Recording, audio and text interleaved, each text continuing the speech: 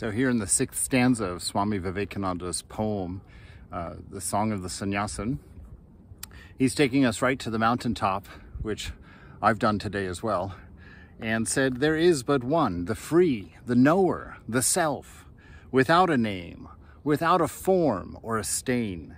In him is Maya dreaming all this dream. The witness, he appears as nature, as soul. Know thou art that, Sannyasin bold, same Om Tat Sat Om." So he's pointing again at that highest realization of knowing who you are, that bliss of ecstasy that lies in that knowledge of our true nature. When we let go of this idea of being a character in a dream, it's that freedom you have. I mean, I always think of the dream idea because he said Maya dreaming this dream that we're in. Where in a dream, we are all one. You know, I've shared that dream that I had one time where I became aware of dreaming. And there was another character in the dream, and I was fascinated with the resolution on their face. And I walked up just to examine their face, knowing that they were a character in my dream. And their offense at me for approaching them in that manner made me wake up laughing.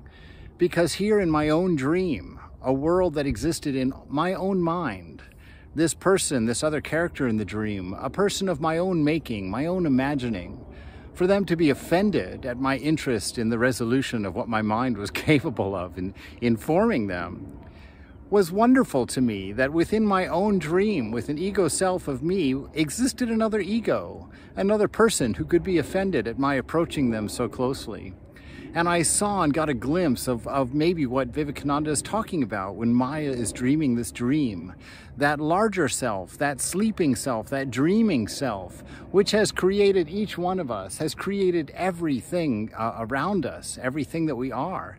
And that within that dream world, we've created our own artificial sense of self that's separate from the dreamer. And how funny that is. What a great humor that is. And I can almost hear that maniacal laughter of the universe at the idea of my believing my existence, of me being convinced that I am separate and apart from the dreamer, from the divine, from the beloved, from God.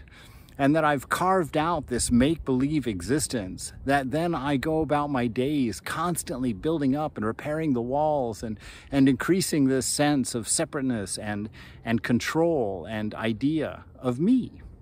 And here Vivekananda is saying, let go of this dream that you are separate and apart. Let go of this idea of being alone, of being isolated. Let go of this nightmare of temporary existence, of ignorance, of being unsure, of not knowing. In the Avadutta Gita, he says, you know, transcend this knowledge of all dualities, all ideas of is and isn't, you know, and all of the dual throng, as Swamiji says in another part of the poem, that we're convinced of, that keeps us afraid, keeps us in full action all the time, trying to discover, trying to know ourself. Know that thou art that, Sannyasin bold. Say Om, Tat Sat Om.